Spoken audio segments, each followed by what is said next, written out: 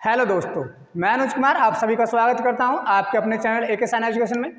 आज बहुत ही महत्वपूर्ण टॉपिक होने वाला है। मैं लेकर आया हूं क्लास 10th साइंस के एमसीक्यू क्वेश्चन, ऑब्जेक्टिव क्वेश्चन, जो बहुत ही महत्वपूर्ण होने वाले हैं 2023 की एग्ज़ाम को देखते हुए। आइए क्लास शुरू करें। क्लास शुरू करने से पहले दो बातें जरूर ध्यान रख लें। सबसे पहले कि जो भी क्लास देखें वो अच्छी तरीके से लास्ट तक क्लास जरूर देखनी है, क्योंकि ये क्लास बहुत ही महत्वपूर्ण होने वाली है। इस चीज़ की मैं गारंटी लेता हूँ कि इसमें से कम आपको 10 नंबर मिलेंगे ही।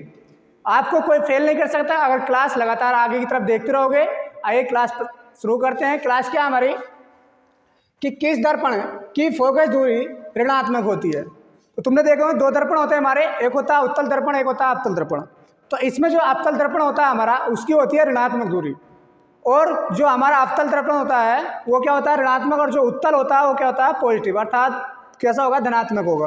तो इनमें से कौन सा ऑप्शन हमारा, तो देखो समतल दर्पण, अवतल दर्पण और उत्तल दर्पण। तो इनमें देखोगे कि अवतल दर्पण और उत्तल दर्पण में ये जो होता है ये होता है पॉजिटिव, और ये जो होता है हमारा अवतल दर्पण ये दिखाता है हमारा निगेटिव। तो इसका ऑप्शन क्या हो जाएगा, ऑप्शन नंबर बी। आइए नेक्स्ट क्वेश्चन देखते हैं। नेक्स्ट क्वेश्चन क्या है हमारा कि दर्पण की फोकस दूरी एफ और वक्रता त्रिज्या आर में क्या संबंध है। तुमने देखा होगा कि एक सूत्र होता है हमारा F बराबर 2R। क्या होता है, F बराबर 2R। और इसमें क्या दे रखा है, देखो इसमें है कहीं F बराबर 2R होता है, R बराबर 2F होता है। तो क्या होता है हमारा, ये होता है हमारा R बराबर 2F। कितना होता है, R बराबर 2F। अगर तुम्हें यहाँ से F निकालना तो F बराबर क्या हो जाएगा, F बराबर 2 इधर क्या में आएगा, बटे में आएगा, तो क्या हो जाएगा R/2। क्या इसमें ऑप्शन है, देखते हैं जी। ऑप्शन नंबर कौन सा है, बी। कौन सा है, ऑप्शन नंबर बी। हमसे क्या पूछा है कि F फोकस दूरी और वक्रता त्रिज्या में संबंध, तो क्या हो जाएगा F बराबर R/2। इसलिए क्या तीसरा क्वेश्चन कि सामान्य दृष्टि के लिए स्पष्ट दृष्टि की न्यूनतम दूरी क्यों नहीं होनी चाहिए। कि सामान्य जो दृष्टि होती है हमारी, हम जो आंखों से नॉर्मल चीज़ देख लेते हैं, जो फिक्सल बिल्कुल बढ़िया आता है, वो था हमारा कितना, 25 सेंटीमीटर दूरी। कितनी होती है, 25 सेंटीमीटर तक। तो इसमें ऑप्शन है ऑप्शन नंबर सी। कौन सा हो जाएगा, देखो ऑप्शन नंबर बी होगा इसका, क्योंकि ये क्या है mm में, तो ये क्या हमारा मिलीमीटर होगा, अर्थात ये कौन सा जगह 25 सेंटीमीटर। इसका भी ऑप्शन नंबर कौन सा है, बी। आइए नेक्स्ट क्वेश्चन देखते हैं। नेक्स्ट क्वेश्चन क्या है हमारा, श्वेत प्रकाश का कौन सा रंग वर्ण किसी प्रिज्म से गुजरने के पश्चात सबसे कम झुकता है। तो इसमें ये देखना है कि झुकाव किसका सबसे कम होता है, मतलब कौन कम विचलित होता है। तो एक प्रिज्म होता है हमारा, प्रिज्म कैसे होता है, जैसे ये हमारा क्या है, प्रिज्म है, ये क्या है, प्रिज्म है। इसमें से क्या है, कलर निकलते हैं, इस तरीके से आती हैं लाइनें और किस तरीके से बढ़ जाते हैं, ऐसे ऐसे करके। तो ये 7 रंग होते हैं। जो हमारा सबसे नीचे होता है विव, और ऊपर होता है रेड। तो रेड जैसे आता है, रेड कलर देखो, इसमें से ये हमारी लाइट आती है, और लाइट आने पर यह प्रिज्म से जो विवर्तित होता है, जो परावर्तन होता है, तो आर जो है वो सबसे कम होता है, आर का रिफ्रैक्शन सबसे कम होता है, वो सीधा ही गुजर जाता है। लेकिन यहाँ से बैंगनी कलर जो होता है उसका सबसे ज़्यादा झुकाव होता है, वो सबसे कम गुजरता है, तो वो क्या होगा, धीरे धीरे करके नीचे की तरफ चला जाता है। लेकिन रेड कलर जो है वो बहुत आगे की तरफ चला जाता है, मतलब एकदम ही गुजर जाता है। तो इसकी सबसे ज़्यादा किसका होगा, लाल कलर का होगा। तो लाल कलर कौन सा हमारा, ऑप्शन नंबर सी। अगर क्लास पसंद आ रही है तो लाइक करना और सब्सक्राइब करना, क्लास एंड तक जरूर देखनी है। आइए नेक्स्ट क्वेश्चन देखते हैं। नेक्स्ट क्वेश्चन हमारा, मानव आँख की रेटिना द्वारा बनाई गई छवि होती है। जो मानव आँख का जो रेटिना होता है वो कैसी छवि बनाता है, तो कैसी छवि बनाता है वो बनाता है हमारा वास्तविक और उल्टा। कैसे बनाता है, वास्तविक, जो मतलब सेम है, लेकिन बनाया कैसा, उल्टा। कैसे बनाएगा, उल्टा। तो क्या हो जाएगा हमारा, वास्तविक और उल्टा। इसी तरीके से नेक्स्ट क्वेश्चन है, आकाश का रंग नीला प्रतीत होता है। देखो आकाश, अगर हम आसमान में ऊपर जाते हैं तो आकाश का रंग हमें कैसे दिखाई देगा, काला दिखाई देगा। लेकिन अगर हम नीचे हैं, धरती पे हैं, पृथ्वी पे हैं, तो वहाँ से हम देखेंगे आकाश को, तो वह प्रकीर्ण के कारण, किसके प्रकीर्ण के कारण क्या होगा, आकाश का रंग हमें नीला दिखाई देगा। कैसा दिखाई देगा, नीला। तो प्रकाश के क्या, प्रकाश के प्रकीर्ण के कारण, किसके प्रकीर्णन के कारण। इस तरीके से निम्नांकित में से कौन सा उपकरण विद्युत धारा की उपस्थिति दर्शाता है। तो एक होता है हमारा ये वाला गैल्वेनोमीटर। क्या है, देखो अगर ये इस तरीके से बना हुआ है, ये चिन्ह होता है, तुमने देखोगे कि इन्वर्टर वगैरह होते हैं तो उसमें किस तरीके से होता है। तो इसमें अगर ये बिल्कुल सीधा है तो उस पर क्या, 0 पे है, कहने का मतलब इसमें कोई धारा प्रवाहित नहीं हो रही। लेकिन अगर करंट फ्लो हुआ तो ये इधर इस तरीके से हिलेगा, और जब हिलेगा तो ये क्या होगा, हमारा गैल्वेनोमीटर। तो विद्युत धारा की उपस्थिति कौन दर्शाता है, तो दर्शाता है गैल्वेनोमीटर। कौन दर्शाता है, गैल्वेनोमीटर। और इसी तरीके से नेक्स्ट क्वेश्चन है हमारा कि दाएं हाथ के अंगूठे के नियम को किसने प्रतिपादित किया? तो दाएं हाथ का जो अंगूठा था हमारा ये वाला, इस नियम को किसने प्रतिपादित किया था? तो ये थे हमारे मैक्सवेल। कौन थे?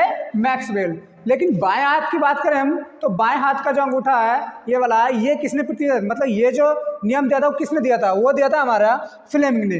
किसने दिया था? फ्लेमिंग ने। लेकिन दाएं हाथ का किसने दिया था? मैक्सवेल ने। आगे क्लास क्वेश्चन करने के लिए क्या करोगे? पहले से इसका स्क्रीनशॉट ले लो, उसके बाद हम क्या करेंगे? नेक्स्ट क्वेश्चन करेंगे। नेक्स्ट क्वेश्चन हमारा कि निम्नलिखित में से किस संयोजक द्वारा प्रतिरोध का मान बढ़ता है? तो किसका मान? प्रतिरोध। प्रतिरोध मतलब आर। तो क्या होगा यहाँ से कि तुम्हें बताना है कि किस संयोजक द्वारा। देखो इनमें देखो क्या क्या है हमारा, श्रेणी क्रम, समांतर क्रम, श्रेणी एवं समांतर दोनों, इनमें से कोई नहीं। तो तुमने सूत्र पढ़े होंगे, अगर श्रेणी क्रम है तो आर बराबर क्या होता है? R1 plus R2 plus R3 dot dot. तो कहने का मतलब है आगे तरफ बढ़ते चले जाएगा, इसका मान जो आएगा ज़्यादा आएगा। किसकी अपेक्षा? एक सूत्र होता है हमारा, अगर समांतर वाला तो 1/r बराबर 1/r1 plus 1/r2 plus 1/r3 dot dot dot. इसी तरीके से देखो मान में किसका बढ़ेगा? इसका ही तो बढ़ेगा। तो ये कौन सी क्रम में है? श्रेणी क्रम में। कौन सी क्रम में है? श्रेणी क्रम में। तो ऑप्शन कौन सा होगा हमारा? Option number A. अगर क्लास पसंद आ रही है तो लाइक करना और सब्सक्राइब ज़रूर करना। क्लास एंड तक ज़रूर देखनी है क्योंकि ये बहुत ही महत्वपूर्ण क्लास है जो बोर्ड में कम से कम 10 नंबर का आएगा ही आएगा। नेक्स्ट क्वेश्चन हमारा कि नवीनीकरण ऊर्जा का स्रोत क्या है? नवीनीकरण ऊर्जा जो मतलब आजकल बनाई जा रही है ऊर्जा, तुमने देखा होगा हर घर में आजकल पैनल का यूज़ ज़्यादा हो रहा है। पैनल जो सौर ऊर्जा होती है, तो ये क्या हमारी एक नवीनीकरण ऊर्जा है, क्योंकि इससे क्या है पोल्यूशन भी नहीं होता है, खर्चा भी कम है और बहुत समय तक है, मतलब लंबी टिकाऊ एनर्जी होगी इससे। तो क्या होगा? ये होगा इसका ऑप्शन हमारा सौर ऊर्जा। कौन सा होगा? Option number B. क्या है? सौर ऊर्जा। जो प्रकाश से उत्पन्न होने वाली ऊर्जा होती है उसे सौर ऊर्जा बोलते हैं। नेक्स्ट क्वेश्चन हमारा, प्रकाश का प्राथमिक रंग कौन सा है? तो प्रकाश में प्राथमिक रंग, और एक तुमने देखा होगा टेलीविजन हुआ, टेलीविजन में जो प्राथमिक रंग होते हैं वो होते हैं 3 रंग। कौन से? नीला, हरा, लाल।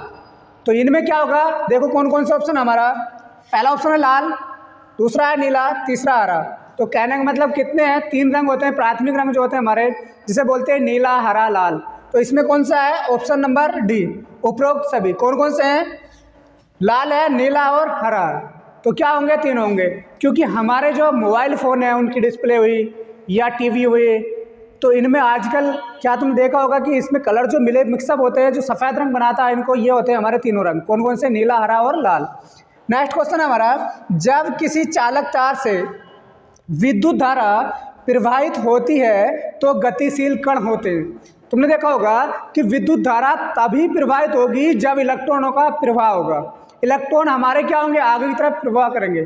तो हमेशा ध्यान रखना, अगर इलेक्ट्रॉन, तो ऑप्शन नंबर कौन सा होगा इसका? इसका ऑप्शन नंबर होगा हमारा डी। कौन होगा? डी। ध्यान रखना, कभी भी अगर करंट प्रवाह होगा, करंट का फ्लो होगा अर्थात विद्युत धारा प्रवाहित होगी, अगर इलेक्ट्रॉन, कौन? इलेक्ट्रॉन अगर इधर की तरफ जा रहे हैं तो विद्युत धारा हमेशा उसके विपरीत बहेगी। तो विद्युत धारा जो होगी, जो करंट होगा वो किधर होगी? इसके विपरीत बहेगी। कौन? विद्युत धारा। हमेशा ध्यान रखना कि इलेक्ट्रॉन जिधर प्रवाहित होते हैं उसके विपरीत ही क्या होती है? विद्युत धारा प्रवाहित होती है। तो ऑप्शन कौन सा होगा? डी ऑप्शन होगा, इलेक्ट्रॉन। कब? जब विद्युत धारा प्रवाहित होती है। तो गतिशील कण कौन सा होता है? तो होता है हमारा इलेक्ट्रॉन। नेक्स्ट क्वेश्चन हमारा कि एम्पियर घंटा मात्रक है। एम्पियर घंटा मात्रक है। तो ये देख रहे हैं एम्पियर, एम्पियर किसका होता है? आवेश का मात्रक होता है, ये तुम जानते हो। अब यहाँ से घंटा, देखो क्यू बराबर एक होता है हमारा आई टी। क्या होता है? क्यू बराबर आई टी। तो देखो यहाँ पर क्या क्या होता है? सोचो हमारा क्यू बराबर आई टी। अगर आई धारा का मात्रक क्या होता है? एम्पियर होता है। क्या होता है? एम्पियर। क्या होता है? एम्पियर। और इसका होता है समय, टी समय, समय का मात्रक घंटे में है तो यहाँ पे घंटा शो करेंगे, नहीं सेकंड में होता है। तो क्या हो जाएगा? एम्पियर घंटा। क्या हो जाएगा? एम्पियर घंटा। तो ऑप्शन नंबर कौन सा होगा? ऑप्शन नंबर क्या होगा? देखो किसका मात्रक? क्यू। क्यू क्या है हमारा? आवेश। आवेश कहाँ पर है? ये रहा। तो आवेश। आइए इसका स्क्रीनशॉट ले लीजिए, आगे नेक्स्ट क्वेश्चन कराता हूँ मैं। नेक्स्ट क्वेश्चन हमारा कि विद्युत धारा का मात्रक है।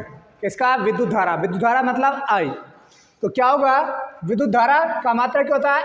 एम्पियर होता है ना, क्योंकि आई क्या है हमारा? एम्पियर होता है। तो क्या होता है? विद्युत धारा का मात्रक एम्पियर होता है। इसे कैसे शो करते हैं? ऐसे शो करते हैं।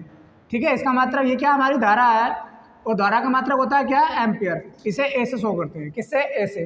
तो नेक्स्ट क्वेश्चन है, शरीर में भोजन का पाचन किस प्रकार की अभिक्रिया है।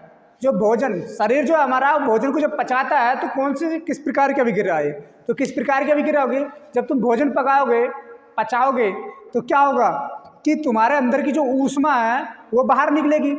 उससे जब भोजन पचेगा तो तुम्हारे लिए अंदर के शरीर के जो अंग हैं वो तो कुछ बल लगाएंगे, और जब बल लगाएंगे, कार्य करेंगे तो ऊष्मा निकलेगी। तो कैसी होगी, ऊष्मा छेपी होती है, एक ऊष्मा शोषी होता है। ऊष्मा शोषी का मतलब है ऊष्मा ग्रहण करना, ऊष्मा छेपी का मतलब होता है ऊष्मा का त्याग करना। मतलब किसी भी काम करोगे तो तुम्हारी ऊष्मा जो होगी वो वेस्ट होगी। तो क्या होगा इसमें कि शरीर में भोजन का पाचन किस प्रकार की अभिक्रिया है, किस प्रकार की अभिक्रिया है, देखो उपचयन, संयोजक, विस्थापन या अपचयन। देखो उपचयन का ही मतलब होता है ऊष्मा छेपी। क्या होगा, ऊष्मा छेपी। तो हमारी कौन सा हो जाएगा, ऑप्शन नंबर हो जाएगा हमारा ए। कौन सा हो जाएगा, option number A. Next question है हमारा, कली चूना पर जब जल डाला जाता है तो अभिक्रिया होती है। तो देखो सबसे पहले कली चूना होता क्या हमारा, ये होता हमारा CaO। अब इसमें जल डाला जाए, क्या डाला जाए, जल क्या होगा हमारा H2O। ये क्या हो गया, जल है। जब इसमें डालोगे तो क्या बनेगा, तो क्या बनता है हमारा बनता है CaOH का होल ट्वाइस। क्या बनेगा, CaOH का होल ट्वाइस। ये क्या होता है, ये बिना बुझा चूना होता है जिसे बोलते हैं कली चूना। और इसमें जब जल मिलाते हैं तो एक क्या होती है, बुदबुदाहट उत्पन्न होती है, गैस निकलती है एक तरह से। तो जब इसमें बुदबुदाहट उत्पन्न होगी तो क्या होगा, कैल्शियम हाइड्रोक्साइड का क्या बनेगा, विलयन बनेगा।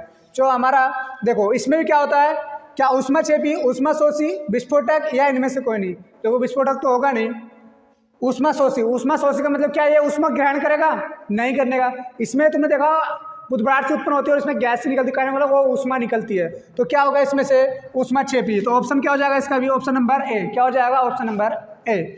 नेक्स्ट क्वेश्चन है, कोई विलयन लाल लिटमस को नीला कर देता है, उसका पीएच मान होगा। तुम देखो कि लाल लिटमस को जो नीला करेगा वो होता है हमारा क्षार। क्या होता है, क्षार। और जो नीले को लाल कर देता है वो कैसा होता है, अम्ल होता है। क्या होता है, अम्ल। अब पीएच मान जो होता है हमारा 0 से लगा के 7 तक होता है। और पीएच मान जब 0 से लगा के 7 तक होता है, अगर 0 से 7 तक गए, 0 से 7 तक पहुंचेंगे, अर्थात इसके बीच में पहले क्या आता है, 6 भी आता है।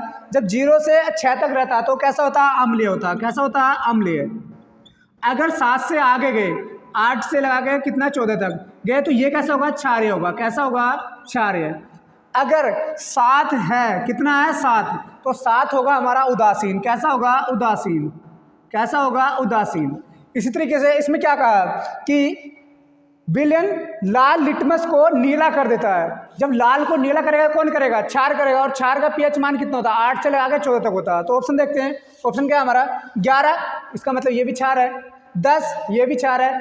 5 7 से कम है तो क्या है, ये अम्ल है, तो ये तो होगा नहीं। तो ये दोनों है, ए और बी। तो कौन सा ऑप्शन हो जाएगा, ऑप्शन नंबर डी। क्योंकि ये क्या, इसका पीएच मान कितना है, 10 और 11 है, तो ये समझ लेना कैसे हैं, क्षारीय है। नेक्स्ट क्वेश्चन हमारा, एल्काइन में कार्बन के बीच कितने सहसंयोजक बंद होते हैं।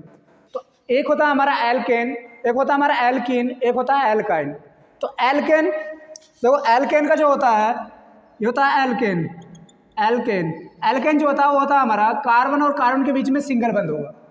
एक होता है हमारा एल्काइन, क्या होता है, एल्केन लिख देते हैं, एल्कीन। तो एल्कीन में जो होता है हमारा वो होता है कार्बन और कार्बन के बीच में डबल बंद होगा। कैसा होगा, कार्बन और कार्बन के बीच में डबल बंद। इस तरीके से होता है एल्काइन। क्या होता है, एल्काइन। एल्काइन में जो बंद होता है वो होता है कार्बन और कार्बन के बीच में ट्रिपल बंद होता है। कैसा बंद होता है, ट्रिपल बंद होता है। कैसा बंद होता है, ट्रिपल बंद होता है। किस किस के बीच में, कार्बन और कार्बन के बीच में कैसा बंद होगा, ट्रिपल बंद। तो इसमें से पूछा है कि एल्काइन में कार्बन कार्बन के बीच में कितने सहसंयोजक बंद होते हैं। तो कितने होते हैं, ऑप्शन नंबर सी। कितने होंगे, 3 होंगे। कितने होंगे, 3। अगर क्लास पसंद आ रही है तो लाइक करना और सब्सक्राइब जरूर करना। और क्लास आइए इसका क्या ले लो, स्क्रीनशॉट ले लो। क्लास नेक्स्ट देखते हैं आगे। क्वेश्चन हमारा कि ग्लूकोज का आणविक सूत्र क्या है। तो ग्लूकोज का आणविक सूत्र क्या होता है हमारा, C6H12O6। क्या होता है, C6H12O6। तो ग्लूकोज का सूत्र क्या होगा हमारा, option number A. B CH3COOH। ये क्या होता है हमारा, ये होता है हमारा, देखो दो क्या होगा, 2 कार्बन है तो इसे बोलेंगे हम एथोक्सी अम्ल। क्या बोलोगे, एथोक्सिक अम्ल। ये क्या होता है, या इसे बोल दोगे चलो इसे छोड़ो, इसे देखो तुम, CH3 CHO, CHO क्या है हमारे पास एल्डिहाइड है, तो क्या हो जाएगा ये हमारे पास हो जाएगा मेथिल्डिहाइड, और 2 कार्बन तो क्या होता है एथिल्डिहाइड। इस तरीके से ये क्या है CHCl3, ये क्या हमारे पास क्लोरोफॉर्म, क्या है क्लोरोफॉर्म।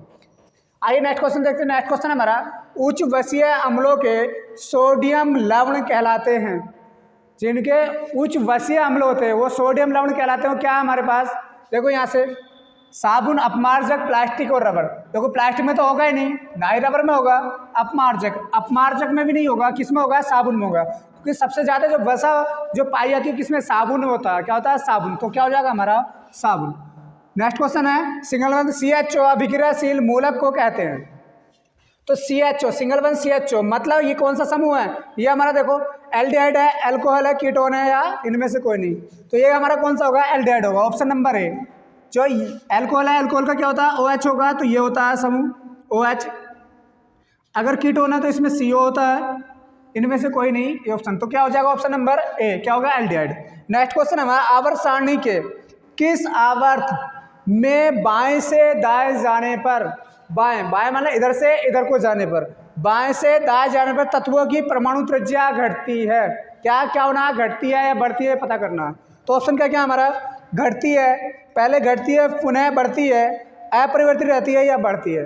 तो देखो जब हम बाएं से दाएं जाते हैं, क्या करते हैं बाएं से दाएं जाते हैं, तो इसमें क्या होगा परमाणुओं का जो आकार है वो छोटा होता चला जाएगा, और उसमें क्या होगा उसकी परमाणु त्रिज्या भी क्या होगी, कम होती चली जाएगी। क्या हो जाएगी, कम होती चली जाएगी। तो क्या हो जाएगा ऑप्शन नंबर ए, क्या हो जाएगा ऑप्शन नंबर ए। आवर्त सारणी जो है, अब आधुनिक आवर्त सारणी जो है वो चल कौन सी रही है, ये चल रही है हमारी जो हमारे वैज्ञानिक हैं कौन से, एक तो मेंडलीव थे, जो मेंडलीव क्या है हमारे मेंडलीव की जो है आवर्त सारणी थी, लेकिन अब जो है अब किसकी चल रही है, अब चल रही है हमारे मोसले की। किसकी चल रही है, मोसले की, जो आधुनिक आवर्त सारणी है।